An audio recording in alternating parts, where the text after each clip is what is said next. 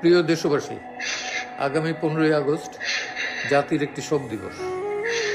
আপনারা যে যেখানে থাকেন, সেদিন শুক্রবার সেহেতু অন্তত কালো জামা না হলেও কালো একটা ব্যাজ ধারণ করেন এবং বঙ্গবন্ধু এবং তার পরিবারের যে 16 জন পরিবার এবং 2 জন বাইরের বোধ হয়, একজন কর্নেল জামিল আর একজন হলো বরিশালের রিন্টু। তো আপনারা তাদের জন্যে দোয়া করবেন আল্লাহর কাছে, কারণ বঙ্গবন্ধু আমাদের জাতির পিতা। তার যৌবনের 17টা বছর কারাগারে কাটিয়েছে। পাকিস্তানিদের সাথে কিভাবে ফাইট করেছে, একটা ফাইট হলো 9 মাসের যুদ্ধ, সেটা না, তার আগে রাজনৈতিক যুদ্ধ সেটা। অতএব যে অবস্থায় পারেন, এই প্রতিকূল অবস্থাতেই আপনারা অন্তত মসজিদে, মন্দিরে এবং ঘরে বসে হইল এই শহীদদের জন্য, পার্টিকুলারলি বঙ্গবন্ধু, বঙ্গমাতা, শেখ কামাল, আমার ভাই শেখ জামাল, শেখ নাসির, তার স্ত্রী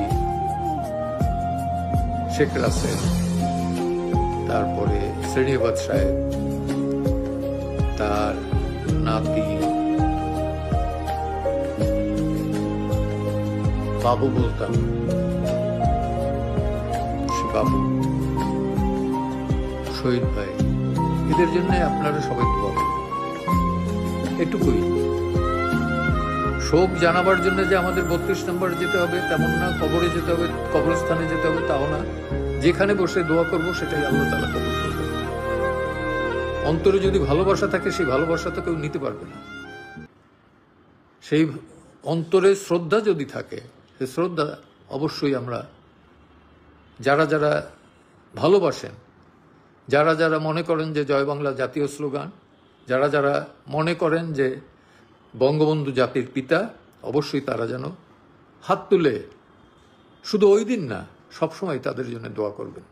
নামাজ তো আমরা পড়ি, সেই নামাজের ভেতরে একটু না হয়ে একটা লাইন বাড়িয়ে নিলাম, এই আর কি আপনাদের প্রতি আবেদন। প্রয়োজন মঞ্চ 71 থেকে আমি জেটাই খান পান্না আপনাদের কাছে আবেদন জানাচ্ছি। ধন্যবাদ। প্রতিকূল অবস্থাতেই আপনারা অন্তত মসজিদে, মন্দিরে এবং ঘরে বসে হইল এই শহীদদের জন্য, পার্টিকুলারলি বঙ্গবন্ধু, বঙ্গমাতা, শেখ কামাল, আমার ভাই শেখ জামাল, শেখ নাসির, তার স্ত্রী শেখ রাসেল, তারপরে শ্রেণীবাদ সাহেব, তার নাতি বাবু, বলতাম সে বাবু, শহীদ ভাই, এদের জন্য আপনারা সবাই দোয়া করবেন। এটুকুই। শোক জানাবার জন্য যে আমাদের 32 নম্বর যেতে হবে তেমন না, কবরে যেতে হবে, কবরস্থানে যেতে হবে তাও না। যেখানে বসে দোয়া করব সেটাই আল্লাহ তাআলা কবুল করবে। অন্তরে যদি ভালোবাসা থাকে, সেই ভালোবাসা তো কেউ নিতে পারবে না।